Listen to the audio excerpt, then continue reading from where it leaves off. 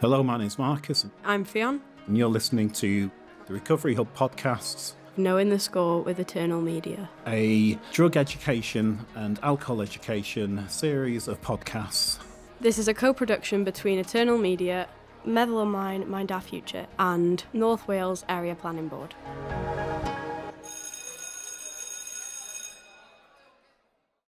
All right, so I am here with Ryan, Kris, and Ross. I'm Luke, of course, and today we've got Ross. You are in recovery. Yes, alcohol, but I've tested the waters quite a bit in terms of narcotics and stuff like that. So. Okay, so Kris, why are you here today? I'm here as part of the Mind Our Future project. We want to help spread awareness about things. Our main thing is about mental health, and obviously that ties in a lot to alcohol because of mood depressants and stimulants and things. And we want to see how people end up going down these routes and how people can avoid it. There's just more awareness and for young people. Young people don't have a clue, so if they are thinking of addiction, hopefully this podcast will make them think other ways. Any personal experience with addiction or recovery yourselves? Just curious. Well, my family where I come from, I know a lot of my relatives have been drug addicts of various things. Obviously, I moved when I was younger, so I don't know a lot of the details, but I know there are a lot of people who I just never really met or never really knew because all I knew about them was that I wasn't allowed to see them because they were too ill. Interesting word, ill, in that context. We'll possibly get round to that theme of people in addiction as being ill in this following conversation. So shall we get into it then? Okay. So just starting off pretty basic, how would you say your school life was? I loved school, weirdly enough. Me and my best mate, we've been friends for 23 years now this year. We could have done our whole stint in school all over again, which is terrifying. We got involved in all the extracurricular activities. I figured out pretty quick that, because I am quite outgoing and a little bit dramatic and a little bit flamboyant, especially when I get excited. So if I made friends with all the popular girls really quick and made them laugh, then the popular boys would leave me alone. So I was friends with everyone. So school was always quite an interesting one for me. I liked looking back, I did like being the centre of attention, but I'd always do stuff. If someone needed help, even if it was with their homework or something like that, I was pretty good academically. I know that sounds really big-headed, but it kind of came easy to me doing exams and things. So I kind of filled my time to cure the boredom by learning instruments, getting involved in plays, playing sports and stuff. So yeah, I kind of got on with a lot of different kinds of people. But humour was always my main thing to go back to. That's kind of how I tried to gravitate towards different groups. Yeah. It's never any judgment from me. I don't care who you are. I'll still tell you the same dad jokes. As long as you got a set of ears, I'm not really bothered.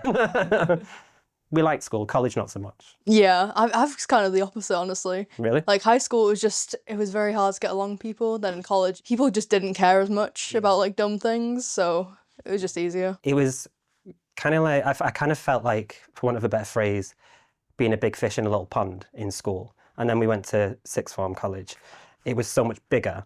But I remember my mum went to a parents' evening when I was in sixth form, and our head of year said, it doesn't matter where you are in the vicinity, somebody will know who Ross is and where he is. It's can anyone tell me where Ross is? And they were he's in the quad. They just knew. But it was a boredom thing again with sixth form and college, because you're kind of specific in terms of what you're studying. There wasn't really that much choice and variety for me to try and dabble in a bit of everything.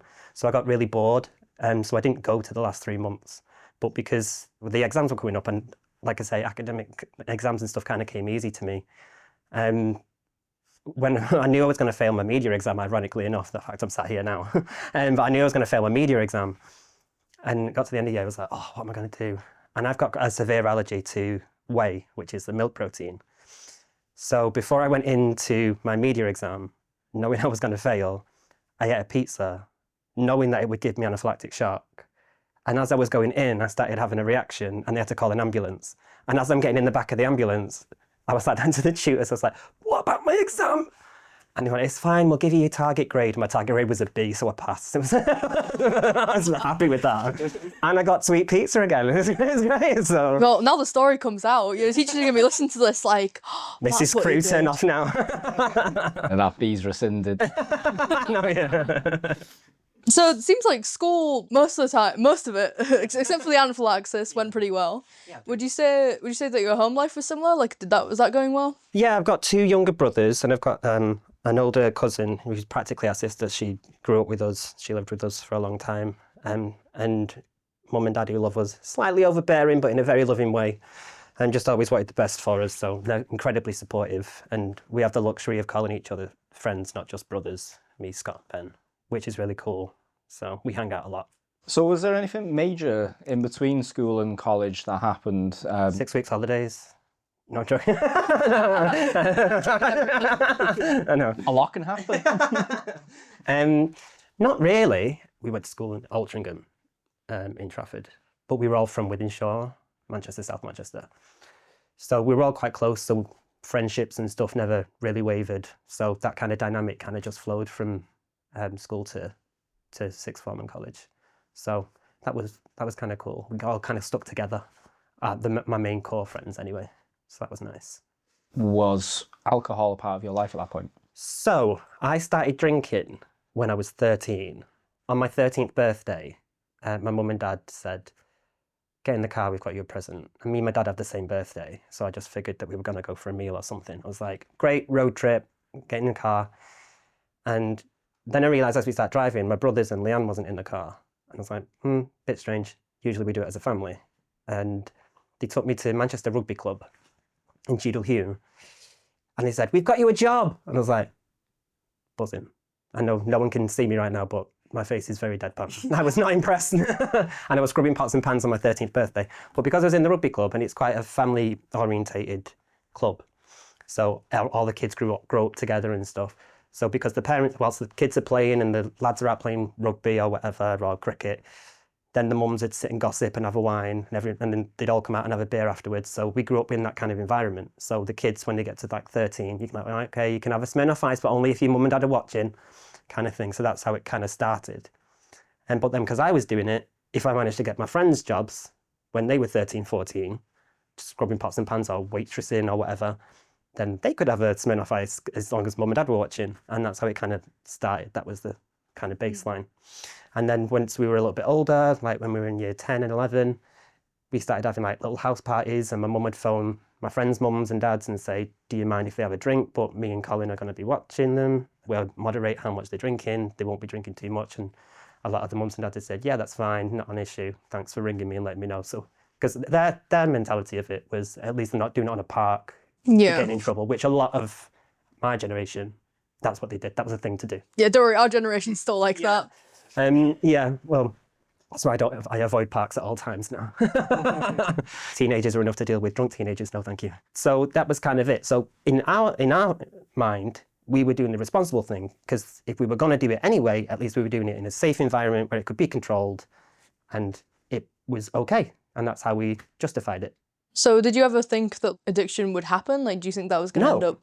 No, and I can't speak for everybody, but I can certainly speak for myself. And one of the best things I was good at is saying that I wasn't an addict and saying that I didn't have an addiction. I'm different. I know if I wanted to stop tomorrow, I can stop tomorrow. It's fine. It's not. I'm not, because you think that you can stop tomorrow, it means you're not an addict, right?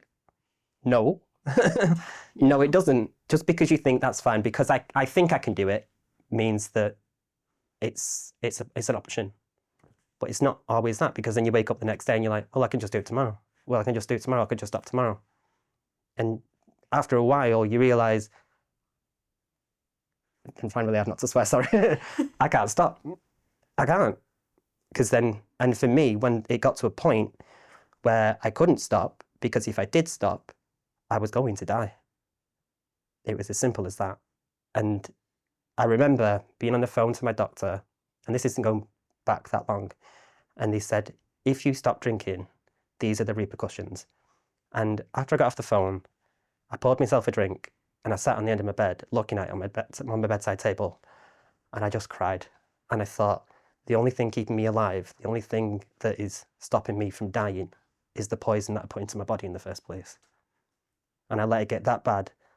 And now that I'm sober, and once I was getting sober, some of them repercussions did happen, and I ended up being hospitalised because I started having seizures. Never had seizures before. I'm still dealing with some of the aftermath now. It's terrifying, but you've got to push through it, and it hurts so much. It's horrific, the pain that you go through. Like your entire body constricting, and it can break bones and all sorts. It's horrible. And you wake up after you come round after a seizure and you think, if I just carry on drinking, if I just go back to the bottle, then I wouldn't be sat here in a hospital bed. If I carried on drinking, I wouldn't be having seizures because I'm coming down off it. And the mentality and the mental strength that you've got to have to say, keep going, just keep going. You don't need it. Don't go back there, because the pain that you're going through right now is temporary. You can get through this. Or you can go back and keep shaving out hours, years off your life.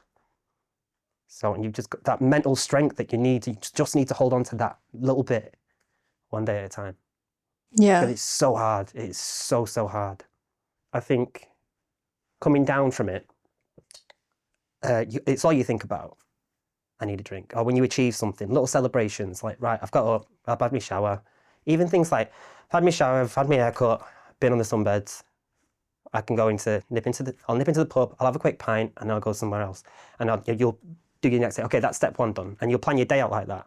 And alcohol has to fit in somewhere throughout your day. And it's like a little celebration, like, well done. Okay, you said you'd get up, you said you'd play a bit of Pokemon. You said you'd at least do your nails today, like as in clip your nails. You clip your nails, well done, you can have a shot. You're bargaining with yourself. Yeah, it's a little reward. You've achieved what you set out to do, here's your reward. So, and you do. Does addiction run in the family? I wouldn't necessarily say it does. I do come from a family who like a drink. I don't think anyone in my immediate family got to a point that I did. Like I said, I've always been an overachiever.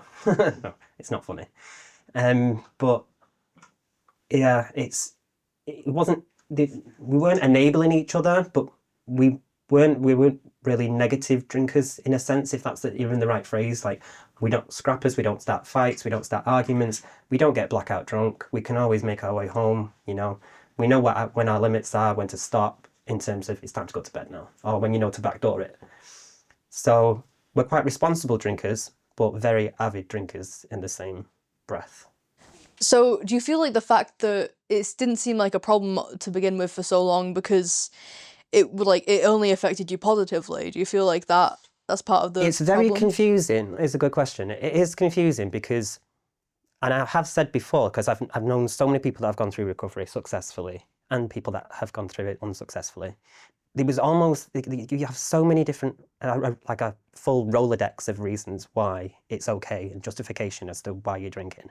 And one of mine was, well, addicts hurt people, don't they? Like, they hurt their loved ones, they lose their friends, they lose their loved ones. You hear these stories, all the stereotypes and the stigma. But I wasn't doing that. I wasn't causing fights, I wasn't losing friends, I wasn't betraying anyone or hurting anything. So I'm not an alcoholic, because that's the stigma that's attached to an alcoholic, is it's all negative. A lot of it's true, but I wasn't causing any harm. So what's the problem if I'm drinking? And someone said to me, but you are hurting people because they can see the effect that it's having on your health and watching you deteriorate. And people love you and they don't want to see that. I was like, well, maybe they should part of the cigarette that they're smoking while they're talking to me. You know, and you justify it in so many different ways. Whataboutism. Yeah, absolutely. It absolutely is. So, yeah, I think the fact that I didn't necessarily have, of course I had negative experiences. My dad always says, smart people learn from their mistakes and intelligent people learn from other people's mistakes. And he always follows it up by saying, I'm a smart person, I have to make the mistake first. To which I respond, yeah, I know, but it's a lot of fun making the mistakes though, isn't it? But which, some of it is true, it is fun making the mistakes. Yeah. But it's if you learn from it, and it's what you do with that experience. And I like to think that that's what I'm trying to do now, is I didn't do it in moderation. I was naive enough to think that I could be the one exception that could drink the volume that I was drinking and go to the extremes that I did and be absolutely fine. That's not the case. But do you think that other people, like in your friends group that you were drinking with and doing other drugs with, that they were making the same mistakes, and were they learning from it? I couldn't answer for them. And one thing that I do pride myself on is it's never any judgment. As Cheryl Cole once famously said, it really doesn't faze me how you spend your time. But so they can make them mistakes, and you know, if you want to do it, then you're going to do it regardless of what I think. Do I want to do it? Sometimes yeah, sometimes no. So if I don't want to do it, then I'm not going to. But a lot of the time it was yeah, I did want to do it because it was there, it was apparent. Was I influenced by other people doing it around me? Of course. It doesn't necessarily mean that I was a sheep, but it was just accessible. It was there and people were providing it and other people were getting involved. We were all on kind of the same wavelength. Everyone was kind of moving in the same direction with the way the party was going, until there's that one person that ruins it and you're like, okay, time for everyone to go. I was the manager for quite a successful LGBT club where I'm from. It's quite a concentrated LGBT area. It's massive in Manchester. The drug scene there is massive. So you kind of grow up, it's kind of like a gay puberty. You kind of go into it and you come out of it together with the friends that you make along the way. And you kind of lose touch once you take the drugs out of it. It's kind of like you figure out who was still there for you and who wasn't. Like, oh, you've not got a gram on you. Oh, never mind. I'll speak to you when you do, kind of thing. And nobody really wants to hear the same dad jokes all over again. So It was more like transactional. yeah. I've experienced it before where I've been in mid-conversation with someone's tapped them on the shoulder, said, coming to do a line, and then they'll just completely ditch me, and then they'll say, oh, I'll be right back. They never come back. I'm just wondering if that's something that at this stage that you've encountered where people have, or you've just noticed that people are no longer interested in spending time with you because someone else has asked them if they want to go off and do something like a drug. I have had basically that exact experience. Like back in high school, I think it was like around like year 10, year 11. My best friend at the time, he started hanging out with not like the popular like sports guys, but some of like just the more popular like chill guys, and they started hanging out around town and stuff. And he'd be telling me all these awesome stories about them doing like, well, about them like going drinking and stuff. And obviously we're all underage, so it was like really cool and really like new for him. I thought it was like awesome. And he was telling us about how like people would like bring like weed and like other stuff, because obviously this was like new friends, new experiences for him. He kind of like, he was pulling away like from like our friends that we had, because we were just normal. Like our hangouts were like getting pizza and watching anime and stuff at each other's houses, and their hangouts were getting drunk out at town and like having parties at each other's houses and stuff. And that's just a lot more like enticing. And I ended up kind of like tagging along sometimes. I would start like kind of following him around and seeing what everyone else had been doing, because I didn't want to lose my best friend to all these people. So I was like, if I become part of this, then, you know, I can still like hang around with them and I can also get to experience all this awesome stuff. But I didn't really end up getting involved much. They were his friends and I could tell that they were his friends, and I never felt as much like part of the group, and I just didn't feel like comfortable around them enough to get involved with that stuff. So I just kind of ended up pulling away again.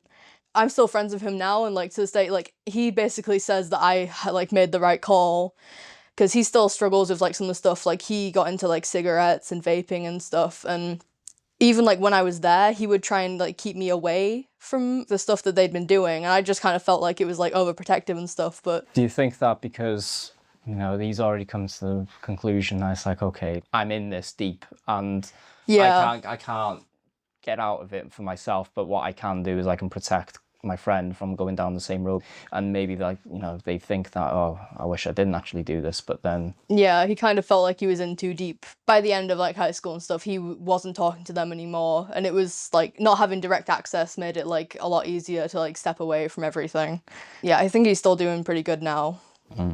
So yeah, I'm glad I didn't end up getting involved with it, but it was kind of like my near miss, I guess, because like I would hear stories of them, like people just passed out around town and like throwing up in bins and stuff, and it doesn't really sound as glamorous anymore looking back. Yeah, one of the things that sticks with me is those stories whenever I'm at a gathering, because I'm completely abstinent. I've had my time with not alcohol. I never drank personally. It was always other substances that I experimented with, and it never led me to addiction. Very fortunate for me personally. But my friends group here at home, they would stigmatize me for my experimenting with other substances, but they are heavy drinkers, binge drinkers, and the stories that I hear them glamorize, those stories that you say it doesn't sound so glamorous, same for me. When I hear those stories, I'm like, oh, that's doesn't sound so nice to me, like, and not appealing. But for them, they revel in it. They love those stories for themselves, and so part of my detachment from that group is because of our differences in that aspect of the way that they would use alcohol. It really interrupted our friendship in that sense. I've been in a very similar situation too, actually. When I started working in the village, it was a complete culture shock. For one, I didn't have any gay friends to start with, so it was a complete culture shock in so many different ways. But I still had my core friendship group from school, the girls. We still, like I say, we're still friends now. And some of the people that I used to hang around with from the village, we were all like hardcore, going out, going to afters, going to chill outs and stuff like that. The girls from school, we'd go out and we'd do what's classed as normal type things. We'd go to the cinema together, we'd go for meals together, we'd hang around, we'd catch up with each other's day, we'd tell them how work's going, our progress, how we're planning to go forward as people, how our families are. Like we all know each other's families and talk to each other's families and stuff like that. So we're very much integrated as a part of each other's roots as a solid unit. And they've met quite a lot of my come and go friends, if you like, from the alcohol and drug scene. But they're not the same. They're my core, they're my foundation, the girls. And then I've got people that have come and gone. And like I say, they've met them, but it's not, because they'll get on with everybody, the girls. But sometimes we joke and stuff between us all, because we've all got very strong personalities. But as we're talking on the phone or something, like, which one am I talking to? I'm like, oh, not the friend for this, not the friend for this. And we'll put the phone down and we'll joke about it. And, if I wanted to go out and get absolutely off my face, then I wouldn't do that with any of the girls, because we've got brunch tomorrow. So, we do adult things. They're the people that I've grown up with. But it is, and it did sound like when you were saying that about your friend, it did sound like he was trying to, it came from a loving place, the fact that he was trying to keep you a little bit away from it. Like maybe he was doing what I meant before, and he realised he's made a mistake and he was learning from it, and maybe he was trying to do the intelligent thing and trying to have you back on that. Because he knows how easy it is to get into it and how hard it is to come back out the other side. Yeah. What did your drugs do for you? It was, I've always been one for pushing the boundaries, like see how far I could push things, which is, I've noticed, incredibly frustrating for the people around me. Sometimes it was because I could. Sometimes it was because of boredom, which is after speaking to a lot of like-minded people, after going to rehab and stuff. Boredom is one of the biggest triggers going. Everybody suffers from it. And if you're bored, then what else am I going to do? I know, I'll find a pub, have a pint, make a friend. And it was the same with drugs, because especially if you're taking something like MDMA, then you just chat rubbish for hours. Some of my friends were like, where have you been? We've been at the bar, we've been waiting for you, we've got shots waiting. I'm like, oh, I was just outside, I just went for a cig, I told you I was going to the smoking area. It's like, you've been gone 3 hours? Where have you been? It's like, just making friends. Absolutely chatting someone's ear off. Have I got trauma that I'm trying to block out from when I was a kid? Is a question that I've been asked before. Went through a lot of therapy to try and combat that. But I never really thought that my substance abuse was anything related to that, because I never really revisited it when I was intoxicated, which I know is quite common to do. But I never really did. And like I say, I never got angry at other people for no reason whatsoever or lashed out. So it sounds like a really boring answer, but I just liked it. I liked drinking. I never got blackout drunk. I was fully functioning. I could get up in the morning, and I was sharing a room with my brother at one point when I came back to visit my parents' house, sharing a room with the middle one.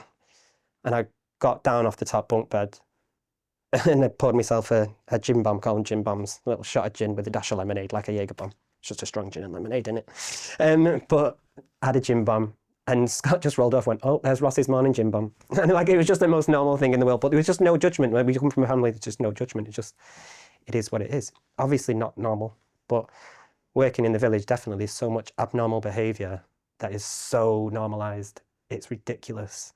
So you don't see a problem with it. So do you feel like it didn't really like affect your family? Like, even as you like were realizing that you were an addict, do you think like it was affecting the people around you? Do you think it affected your family, or do you think they were just... Yeah, I think it did.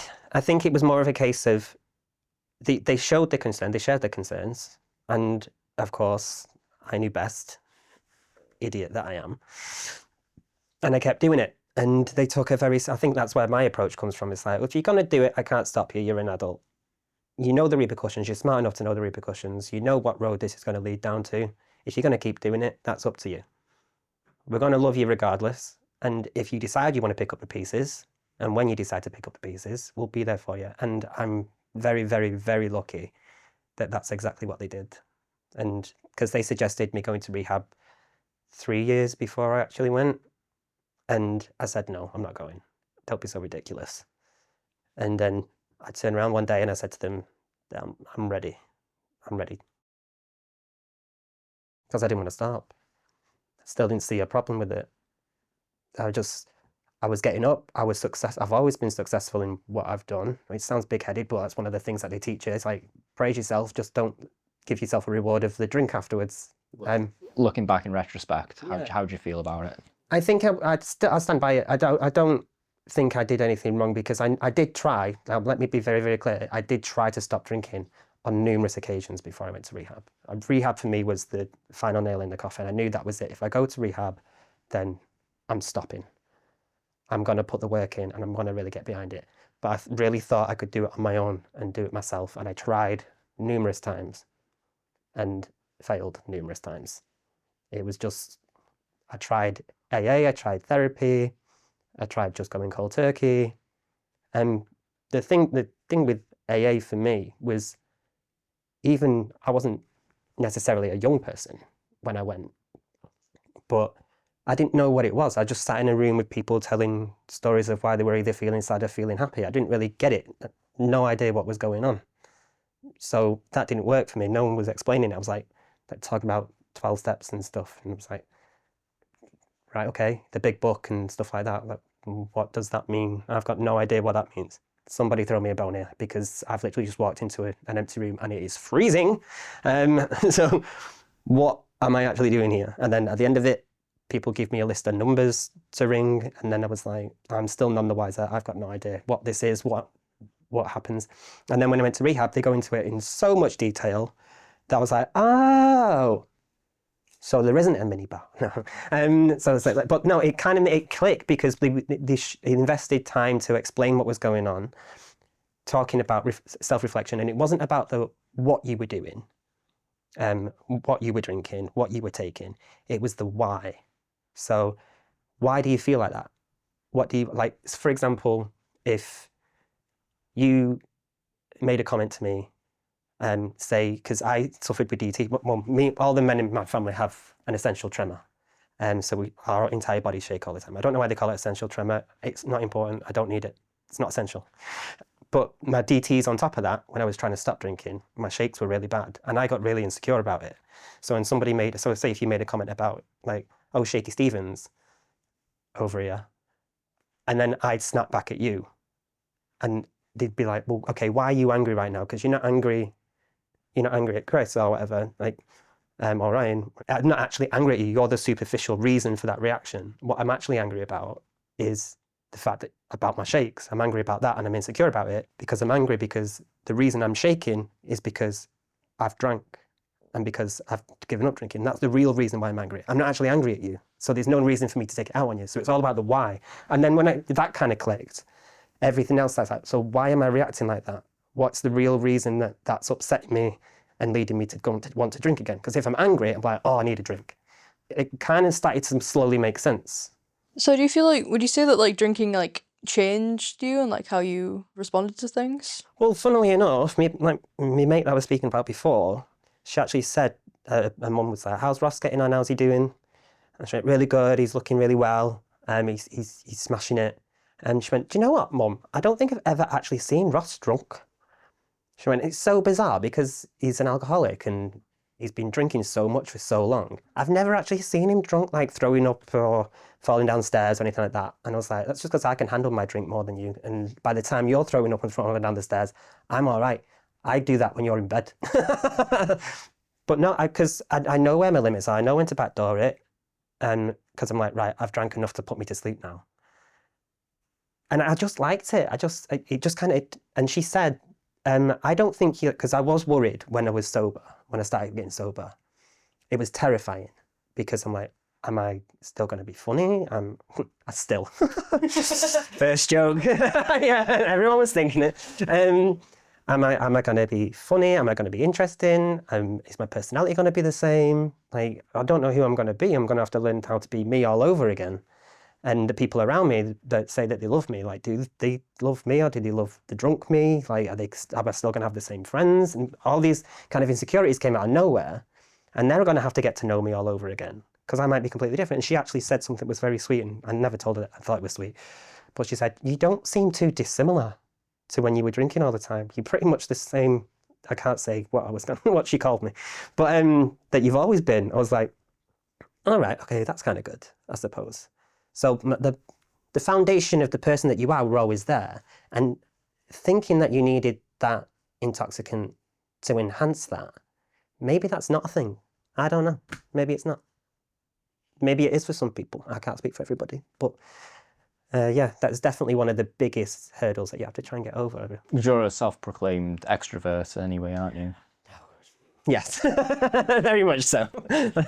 Sorry to whoever's listening. You talk to an introvert and they would have quite a different story. 100%. I mean, me and my youngest brother, we're very, very similar in terms of us being very outgoing. The middle one, he describes himself as an extrovert introvert. Once he knows his audience, you can't stop him. And his information retention rate is insane. And like I said, me and my brothers, we all hang out together. Everything's a drinking game. Everything's a drinking game. But we don't just like do normal drinking games. Like, say they're playing FIFA. If they score, like normally drinking rules, you take a shot or a drink, right? No, not us. We have a deck of cards on the table. And if they scored, you'd be like, right, that's the third time he scored, 3 cards. And you just add up what was on the cards. So 7, 3, 4, that's 14 drinks. Bloody hell. And then they're the kind of drinking games that we play. Exponential drinking games. Absolutely. Not things by our solid overachievers. So yeah, it gets pretty dangerous. But we never get messy though. Like we don't fall over or anything like that. And I'm not glorifying it. I'm not saying like we are the champions or anything like that, because it's obviously not normal behaviour. But we just drank because we enjoyed it, because we liked it. When did the fun stop? It wasn't necessarily the fun stopping. It was more of the health stopping. So I could see that I couldn't do things that I used to be able to do anymore. Dance routines, my memory wasn't as sharp as it was. And I was starting to deteriorate. And I actually have a family member that's going through, he's been an alcoholic for a long, long time. He's had some pretty bad medical scares. And do I follow in that path? Do I keep going down this route? Because at this point, I couldn't go through a day without thinking about just drinking. And I think a pivotal point for me was when I thought my work was suffering and my standards at work were slipping for me, for my standard. And no one else seemed to have noticed. But at that point, I was like, when I stopped caring about that and start thinking, I'm the boss, so I can just go off and have a drink and just leave my responsibilities. They'll still be here when I get back. It's all right. That's when I was like, oh, this is bad. When I'm justifying it, finding different reasons why it's okay to do that. People are depending on me, and I've just essentially said, you'll be fine. Just don't set anything on fire. Not cool. Not cool. So I think that was a big point for me, turning it around. How long was it like going on for? Like you said, you started the first time you ever started drinking was when you were 13. Mm-hmm. Obviously, it's not like a switch flipped. It's not like not like a switch flipped and suddenly you were an addict. But like, how long had you been drinking? I don't think I could give you an exact point, to be honest. But I just think that growing up in that kind of industry is just always around you. So you can't really pick a point, because sometimes you'd have a drink when you finish work. After work drinks when you're working in hospitality, it's the best part of the shift, because it's you and the staff all sat around at the end of the shift, having a couple of drinks, absolutely slating all of the customers that have been in all night, and having a laugh with each other, and you build friendships. When did I start morning drinking? When I wasn't on a plane, I don't know.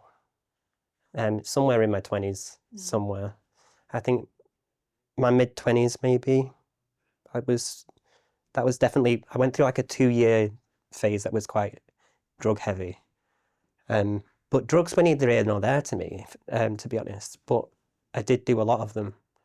But if nobody offered me anything, it wouldn't bother me at all. But drinking, on the other hand, for some reason, she was my Hail Mary. How long did that go on for? When did you stop? Like, it was like a time frame. I would say from like heavy drinking to like stop drinking. Yeah. Well, I've been out of rehab now. I'm currently 6 months sober, I think. Oh, Well done. So, yeah.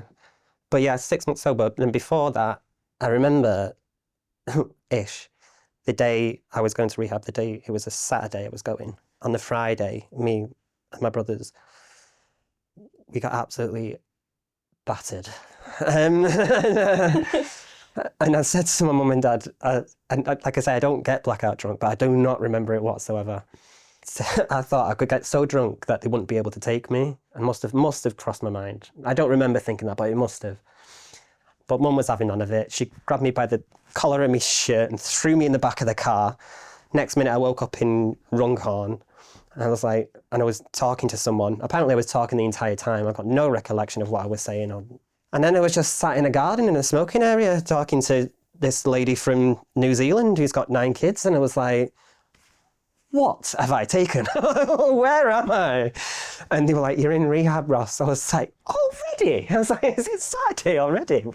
Apparently I was drinking for 3 days straight.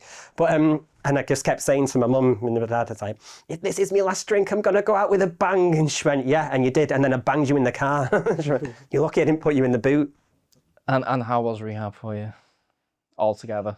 Good. Again, it put me in a kind of social situation where I had the opportunity to be a big fish in a little pond. You know, there was only a select few of us. It's not like we got through to boot camp. You know, there was about, I think it was 15 of us when I went in. And it was complete game changer, because you think rehab, right? You either think Amy Winehouse, or you think, oh my God, I'm going to walk into a smack den. And there's going to be people shooting up in corners and like shivering on the floor, like white as a sheet, being sick everywhere. Some of that happens. Not the shooting up bit. They're pretty against that. But it's not. It's completely not. And when I say 9 out of 10 people turn up to rehab intoxicated because they're terrified, because they don't want it. The idea of being sober when you're so dependent on a substance, it's like air, which sounds dramatic, but it really is.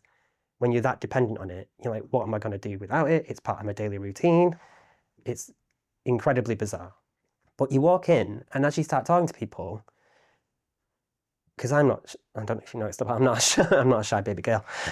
So I'll just chat rubbish to people, and there's just no judgment. There's no judgment. And do you like everyone? Not necessarily, but do you understand everybody? Weirdly enough, yeah. It's just a lot of like-minded people that want to get well. Yeah. That's all it is. And you sit there and you're talking, and because you've got this, you've already broke down your barrier, because there's no secret. You're not hiding the fact that you're drinking. Some people might be hiding a hip flask when they're at work. Some people might be sneaking off on their lunch, coming back, getting a meal deal and coming back with like the wet red wine lips. Do you know what I mean? But then they're hiding things in their life. And you didn't have to do that. You could be your complete authentic self and no one would judge you. It was, in that aspect, it was great. It was absolutely great. You didn't have to like each other, but luckily we did. So that was really nice. Just curious, for you, Kris and Ryan, with your perception of rehab, because I know that before I was involved in the recovery world, that my perception of rehab was, as you say, just Amy Winehouse's song. That was literally all I knew. So any ideas of what rehab is with you two? It's someone said the word rehab, again, Amy Winehouse song, and then I'm thinking, rehab, is it just a building? Do you go outdoors somewhere? Do you go and meet up at a different place? Do you do any activities, or you just sit there and chat and talk about how you're going to get better and stuff like that, or what? And sometimes I think, do I like the sound of that? Do I not? Is there anything that we can do to change it? If there isn't, then, just leave it as it is. I can't visualize things, so like off the top of my head, my brain just immediately goes, it's just the word rehab.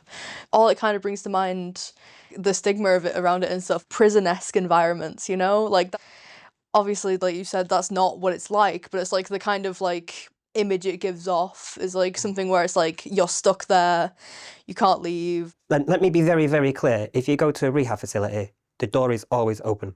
You can leave. That is completely your prerogative. And people do. They're like, no, I'm not ready for this. And they leave. And some people have been to rehab, people that have been in there, like, this is my third time in rehab. Some are like, and one of the other things that was really nice is a lot of the help that's there. Some of the therapists and some of the support staff, they've been through rehab. They're recovering alcoholics and recovering addicts as well. So they get it. They get what you're going through. So everyone's very transparent. So, and there are activities and stuff that you do. Like the one that I went to, your day's pretty much planned out for you. There's a big whiteboard in the canteen, which is quite intimate. And they have their own chef, so you've got to do no cooking, no cleaning up. Oh, you do have to clean up, sorry, you do have chores. They call them therapeutic duties. Get in the bin. It's washing the pots. What am I gaining from this? Everyone chips in and does their own bit. But you have workshops where you learn about the 12 steps and stuff. When I talked a bit before about how they went into a bit more detail with it, so you've got a better understanding of what each bit means. Because a lot of because AA is kind of gravitated a lot around God. AA being Alcoholics Anonymous. Yes, sorry. Around God. But because it was written so long ago, obviously there's so many different beliefs that people follow. And so it's more about having a higher power. Now, your higher power could be anything. Like for me, if I had to pick a higher power, it'd probably be the elements, something like that, because I don't necessarily believe in God. Not believing in him, don't hurt them, whatever it is, I don't know. Just a higher power, something that's greater than you. So it could be like air. Like I believe in air I like water because without water, there's no life. So it could be anything. And they go into things like that. So you have like workshops, you have like one-to-ones with therapists, group sessions and stuff. And then there's other things like meditations and art classes and all sorts of things to try and preoccupy your day. And then you get set a lot of time to yourself. So that's completely up to you what you do with that. And step one is? To admit you're helpless. Yeah, admit you're helpless, isn't it? You have to write it down and say, I am helpless to alcohol. That's what a lot of people who are in addiction, they really struggle to come to terms with that from the outset. So it's the first step. You believe it. You believe that you've got the power to quit at any point, when realistically you don't. You really don't. You're completely helpless to it. It's like the definition of addiction, basically. Yeah. Yeah. There is one thing earlier that you mentioned that I kind of wanted to come back to, Because you mentioned about how, like, one of the reasons you were scared is because it was, like, part of your schedule. And, like, we feel like now that you're not drinking, do you feel like you just have, like, more time? Well, funny they should say that.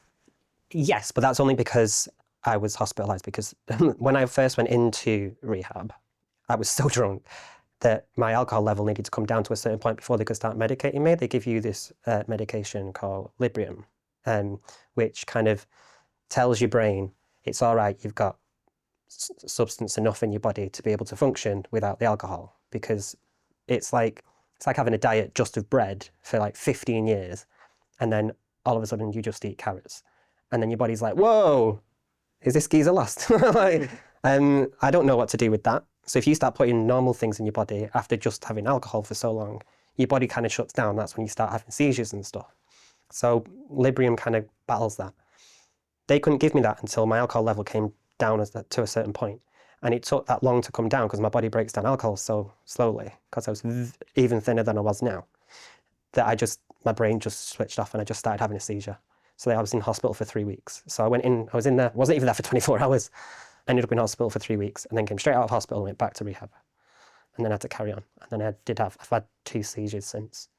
But what I did, because like I said, like the AA stuff and finding time, do I feel like I have more time?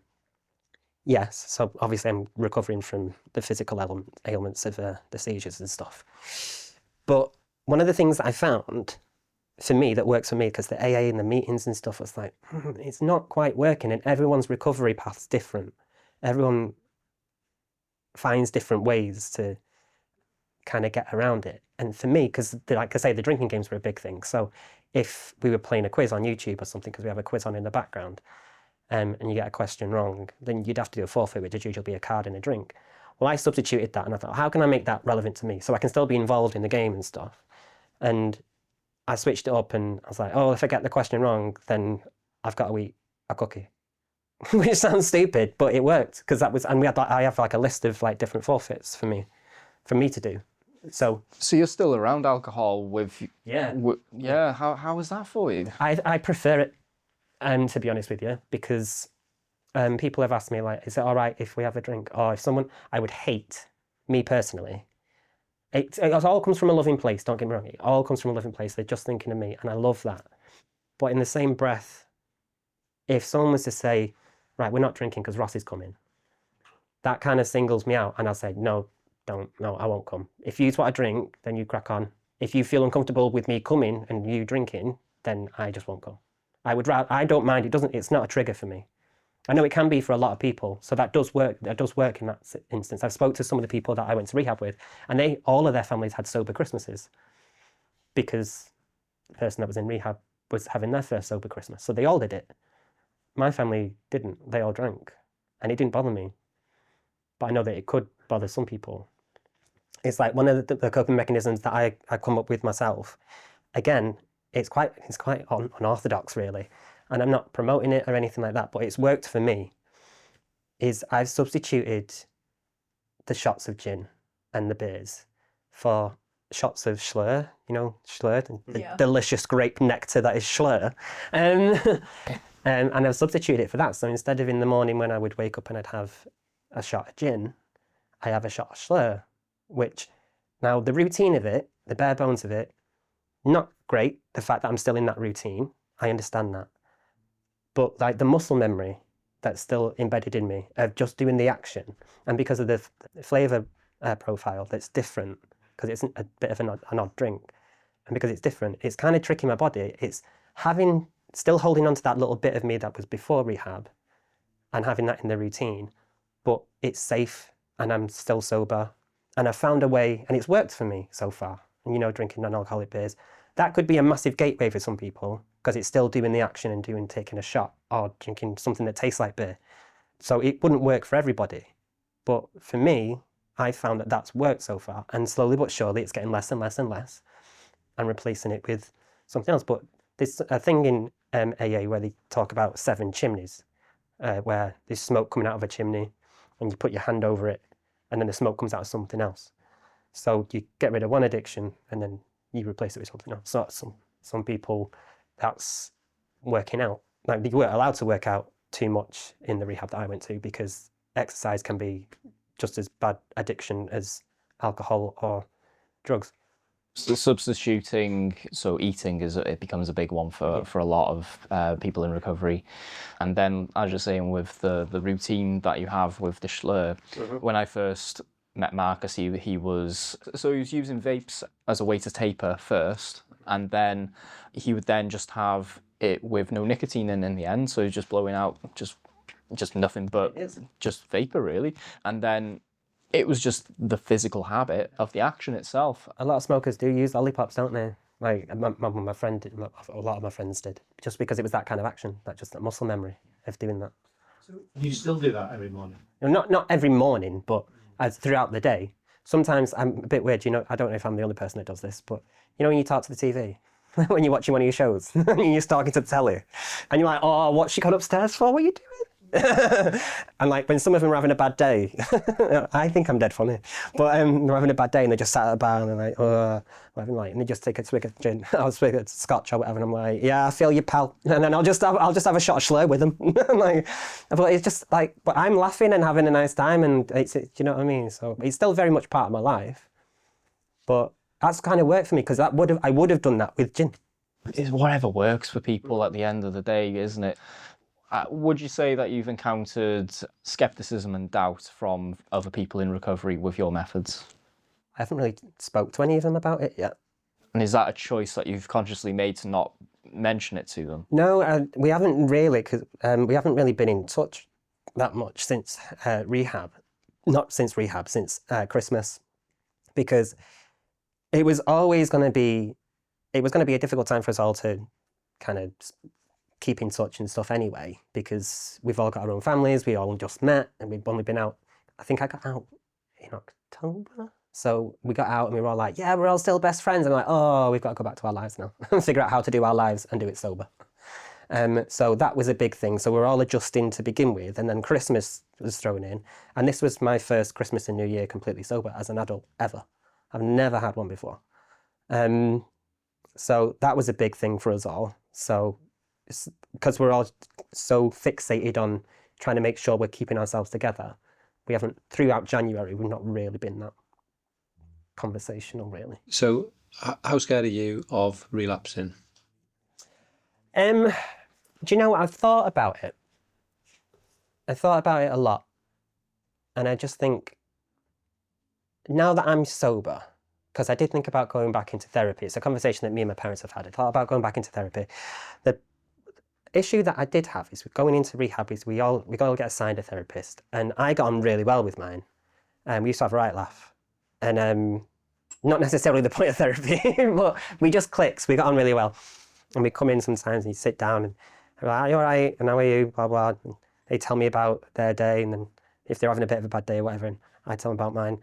And then sometimes they talk and they'll be like, hang on, wait, I'm supposed to be counselling you, Ross. Let's start. How are you? It was just a nice dynamic.